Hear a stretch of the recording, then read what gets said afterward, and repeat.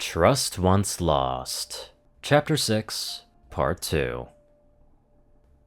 She must have thought I was looking for attention by pretending to be helpless. Little did she know I actually was completely helpless. Otherwise, I'd rather saw my own arm off than ask for help. Unfortunately, I didn't have an arm, or a saw, and even if I did, I wouldn't be able to hold the saw due to the aforementioned helplessness. Alright, while I'm here, I'm going to check on your leg. She instructed. Lift your right foreleg. I did as instructed, raising up my cast. Do you feel any pain, numbness, or pins and needles in your hoof? She asked. Can you feel me touching your frog? Sensation is normal. I replied. I can feel you touching just fine. I tactfully avoided pointing out that she should have asked me to look away during the sensation test, so I couldn't see when she was touching my hoof. Alright. She said. Now, I want you to hold my hoof as hard as you can. She pressed her hoof against my much smaller hoof, and then pulled it away. Alright, let's try this again. She said. When I pull my hoof away from yours, I want you to hold onto it as hard as you can. She placed her hoof against mine and pulled away. No matter how hard I tried, I couldn't figure out how I was supposed to use the hoof magic that allowed ponies to pick things up with their otherwise flat hooves. I can't do it. I admitted. I don't know how. She couldn't suppress a sigh. She took my other forehoof and pressed it against hers. Alright, same deal. She explained. Hold on as hard as you can. She pulled her hoof away with no effort. I told you I don't know how. I tried to explain. Look, please don't joke about this. It's very serious. She frowned. If you lose grip in your injured leg, it could mean that your thematic pathways are damaged. If they are, you'll need more emergency surgery right away, or you might never be able to use that hoof again. Understand? I'm telling the truth, alright? I was getting too exasperated by this point. I don't know how to grip things with my hooves. I can't remember anything since... I trailed off when I realized that I couldn't remember how long it had been since I was in the forest. I could remember I got hurt, and then the Crusaders found me and we went back to Ponyville. Something about a hospital where they wanted me to work as a nurse for some reason, even though I was a pony. Probably dreamed that part, though. Well, if this world was all sane, that part couldn't have been real, could it? Since I had stopped talking, Redheart had been looking at me with pity, but not surprise. Which meant no, it wasn't a logical deduction. It was more of a feeling. We've had this conversation before. I sighed. Haven't we? She smiled. I'd guessed right. Yes. She replied, a slight undertone of excitement in her voice. We didn't get far, though, since you were having trouble remembering things.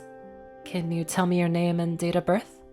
I had my human memories, of course, but that wasn't what she was asking. In this new world, this new body, I didn't really have either. Well, in my dream they called me Green, which I guess is a fine pony name. Or at least half of one. My name is Green, and I looked for an ID band, only to find Redheart was covering it with her hoof. She said, playfully. No cheating. I sighed again. I can't remember. Everything before I was in the forest is just blank. The nurse's excitement deflated somewhat. Can you tell me where we are right now? She asked. In Ponyville. I responded immediately. In a hospital. Which hospital? She prompted. I can't remember. But it says Ponyville General on your hat, so that would be my first guess. I snarked. She blushed slightly and glanced around the room. To save you the trouble, there aren't any clocks on the wall. You are wearing a fob watch, but I can't read it from this distance unless you stand very still. I cut in before she could ask the next question. I don't know what time it is specifically, but it looks like it's early morning. I don't know the date or year, but from how clean and white my cast looks, it can't have been more than a few days since I got here. Redheart blinked. Okay, then. She said, rolling her eyes. The sense of giddy excitement I had was sucked away like a riptide. Idiots! You're acting like an arrogant prick trying to score points by proving how smart you are. She's been nothing but kind, and you're treating her like she's an idiot. I felt tears welling up in my eyes. Stupid oversized child tear ducts. She's going to hate me now, and I'll never fit in.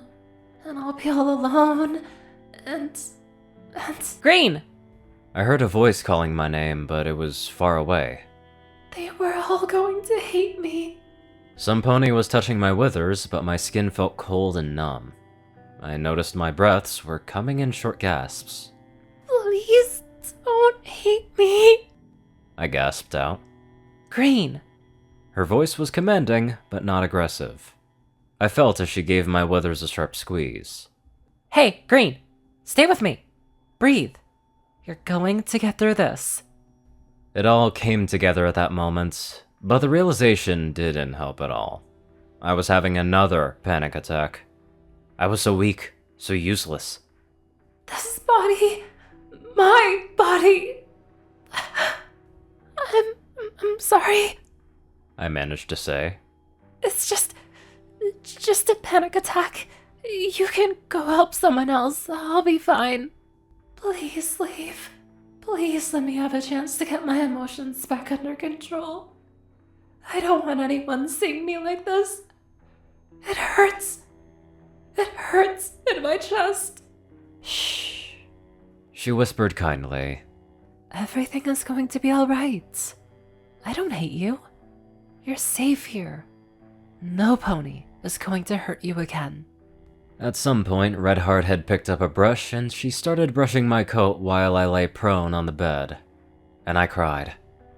I'm not sure why, but having my coat brushed was really calming. Must be a horse thing.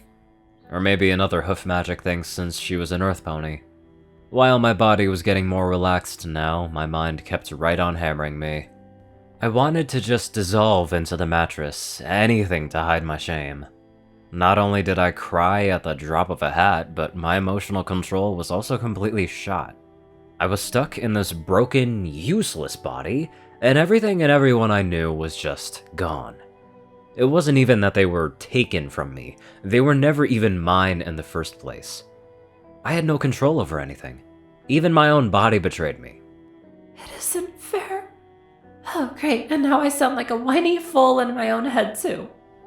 Of course, life wasn't fair. I fell back on familiar reasoning to calm myself. Fairness was just an abstract concept invented by people. Life wasn't inherently fair, it wasn't kind, nor was it malicious. It just was. The only fairness in life came from people exerting their will to make it so. The only kindness to be found was that which was in your own power to grant to others, and that which others could grant to you. Life doesn't have meaning. People give life meaning. I tried to focus on the words Redheart had spoken to me. Everything was going to be alright. No pony hated me. I was safe here. No pony would hurt me again. Wait, again? I felt my stomach drop. Nurse Redheart had noticed my sudden tension and hesitated for a moment. I swallowed. I didn't say anything weird while I was out of it, did I? Patients had told me some truly bizarre and sometimes worrying things while recovering from anesthetic. Why do you ask? Redheart was poorly faking a casual tone, which all but confirmed my fears. You said no pony will hurt me again. I echoed. But this was all my fault. My leg was crushed by a big rock falling on it. I don't want any pony to get the wrong idea. Redheart's shoulders slumped, and she looked defeated. I could tell from the way her foreleg twitched that she wanted to hug me, but wasn't sure if it would be appropriate. Green, you know you can tell us anything, right? Redheart encouraged. Even things that other ponies might have told you to keep secret. I promise. Whatever you tell us, you won't get in trouble. Oh god, is that what they thought about me? What on earth did I say? What did I say? I asked. Green, I'm not sure if... She began. Just tell me what I said to make you think I'm a To make you think somebody hurt me, and I'll explain what I actually meant. Redheart put the brush down and looked me in the eye seriously. I know you're very smart, Green. Nurse Redheart said carefully. You soak up information like a sponge. 2 days you've been here, and you've already picked up enough medical words to sound like a little nurse. I face-hoofed at that. Ow. Hooves are hard. For a second, the nurse looked horrified, her muscles tensed. I realized that she was preparing to grab me and stop me from self-harming. I sighed, and would have pinched the bridge of my nose if I'd had fingers. I put my hoof back on the bed, and after a moment she continued speaking. When I tell you what you said, you'll be able to come up with a clever little story to explain it away. But it wouldn't be the truth, would it? I was taken aback by that. You're a clever little filly. But I'm not as dumb as you seem to think. Redheart said. You've told me that you can't remember anything at all. If that were true, you wouldn't be able to tell me what happens one way or the other. I was trapped. I was starting to feel tightness in my chest again. Nurse Redheart had taken up the brush and continued with her ministrations. She was just about finished with my coat, or at least as much of it as she could see with me laying prone. That's all right, Green. She soothed. I'm not here to interrogate you. You don't need to make up excuses. You don't have to say anything right now. But whenever you're ready to talk about it, I promise, no pony will judge you. I lay there in silence as she finished up and walked out of the room. Was there anything else you needed before I go? She asked, with her hoof on the doorframe. No, thank you. I said, embarrassed. I'm sorry to cause you so much trouble. The nurse sighed. You're not causing trouble, Green. You just needed some help. And that's what we're here for. Wait, actually... I called out as she turned to leave. Yes? She asked. A straw. She gave a slight head tilt. So you don't have to hold the glass for me. I explained. Seems like they're getting along just fine. I can only imagine the mood goes uphill from here, for the most part. Anyways, let's get on to our joyous donators. Top donators are 630, Only One Thing, Ceru, Orion, and IronSky. Darkside, Rayden, Narwhals, Blackmoonheart, Pastel Skies, Austin Rollins, 2 Hex, Swordfeather, Mordred, Omicron, Lyrae, Will, Chris, Twinkie, Ridesoul, Battleswaffle, Shadowmoon, Luigi 88, Chancellor Crust, Big Smoke 369, Bobcat GJF, and many more wonderful people. Thank you all so much for watching this video and live life to the fullest.